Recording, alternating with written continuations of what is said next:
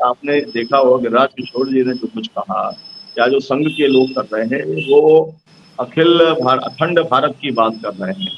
और अखंड भारत की बात उनकी जो शुरू होती है, उसके अंदर अब बहुत सीरियसली नेपाल जैसे देश के मेयर ने एक ग्रेटर नेपाल का जो है वो नक्शा जारी कर दिया है। और जैसे इन्होंने न्यू पार्लियामेंट के अंदर अखंड भारत का एक नक्शा इन्होंने लगा दिया है, उसी तरीके से ग्रेटर नेपाल का नक्शा वहां का जो मेयर है उसने भी लगा दिया है।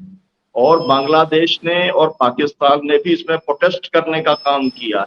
लेकिन जब हमारे राज्य मंत्री, वो भी कानून वाले, वो क्या कहते हैं, 1192 है ना, 1192 के समय का जो भारत था वो एक अखंड भारत था और उस पोजीशन पे लेके आना है। अब मैं और दर्शकों का ध्यान दिलाना चाहता हूँ, पीओके को हम हत्या लेंगे, है ना। ये जी जब जी महंगाई बहुत ज्यादा बढ़ी, बेरोजगारी बहुत ज्यादा बढ़ी, तो एक मंत्री से ये सवाल पूछा गया कि भाई आप इतनी बड़ी बड़ी बातें करते हैं और महंगाई बेरोजगारी पे कुछ नहीं बोलते। उसने कहा कि भाई आप जी छोटी मोटी बातें कर रहे हैं, अभी पीओके को हम मिलाने वाले हैं, आप उसको देखते रहिए, अभी सब 24 के पहले हो जाएगा। मेरा जी मतलब ये है कि इस पूरे देश को सांप्रदायिकता की आग में ढकेलने का काम जो पूरा का पूरा विश्व हिंदू परिषद है, बजरंग दल है, आरएसएस है, उसके साथ जुड़े संगठन है, वो कर रहे हैं। और इसीलिए तमाम सारे देश के जो ऐसे नागरिक हैं जो कि इस देश की एकता चाहते हैं और जो ये नागरिक चाहते हैं कि ये देश कॉन्स्टिट्यूशन से चले, वो लोग इन तीनों संगठनों के ऊपर रोक लगाने की मांग कर रहे हैं, बैन करने की मांग कर रहे हैं। जैसे सरदार पटेल ने बैन आरएसएस के ऊपर लगाया था, क्योंकि आपको मालूम है जो गोडसे थे, उनके साथ में एक आपटे भी थे, है ना। जी जी और उन जी लोगों का संबंध संघ के साथ में स्थापित हुआ था। और इस कारण मेरे को बहुत सारे किस्से गांव गांव में लोग बताते हैं कि इस संगठन को गांधी बाबा का हत्यारा संगठन माने जाने लगा था और गांव गांव के अंदर इनके ऊपर बैन लग गया था। ये गांव के अंदर घुस नहीं सकते थे, क्योंकि ये बात जी एक पूरे देश के एक जो है आम एक नैरेटिव सेट हो गया था कि इन्हीं लोगों ने हत्या करने का काम किया है। खैर, जी अभी भी बजरंग दल के ऊपर होना चाहिए रोक। इसकी बात कांग्रेस ने कर्नाटक के अंदर की थी और बाद में उसको एक तरीके का सीधा डिनाई तो नहीं किया, लेकिन उन्होंने कहा कि हमने कब कहा था।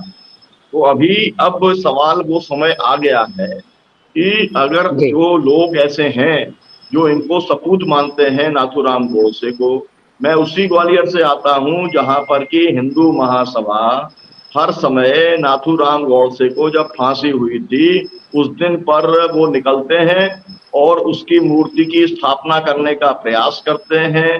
देश में जी कई लोगों ने जो है वो बाकायदा नाथूराम गोडसे का मंदिर बनाने का प्रयास किया है। किया मेरी समझ जी से ये सब लोग हैं जो इस देश की एकता अखंडता को नष्ट भ्रष्ट करना चाहते हैं। जिस तरीके जी से भारत का विभाजन हुआ था, जो है जी द्विराष्ट्र के सिद्धांत के ऊपर हुआ था, वो फेल हो गया। आपने देखा बांग्लादेश के बनने के बाद में। और फिर जी आप जब हिंदू राष्ट्र की बात उठाते हैं और वो भी एसपी सिंह बघेल जैसे लोग उठाते हैं और तमाम सारे भाजपा के नेता उठाते हैं, इसका मतलब है कि आप इस देश को एक बार फिर विभाजित करना जी चाहते हैं। इस देश की 25 करोड़ आबादी जो कि माइनॉरिटीज की आबादी है, चाहे वो इस्लाम को मानने वाले लोग हों, चाहे क्रिश्चियनिटी को मानने वाले लोग हों, आप समय देंगे तो किस तरीके से उन पर हमले हो रहे हैं, किस तरीके जी से उनको सताया जा रहा है, उनके गिरजाघर नष्ट किए जा रहे हैं, तमाम सारे लोगों पे फर्जी केस लगाकर उन्हें गिरफ्तार किया जा रहा है। ये तो बात एकदम आम चलन में है, 100 से ज्यादा लोग तो जी मारे ही गए हैं।